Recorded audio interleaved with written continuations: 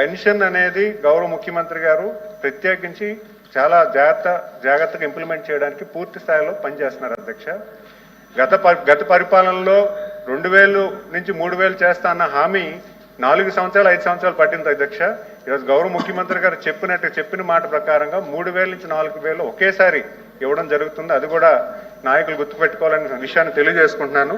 అలాగే గౌరవ సభ్యులు భరత్ గారు అడిగినట్టుగా ఈరోజు పెన్షన్ తీసామని చెప్తున్నారు అధ్యక్ష. అవన్నీ పూర్తిగా అవాస్తవం.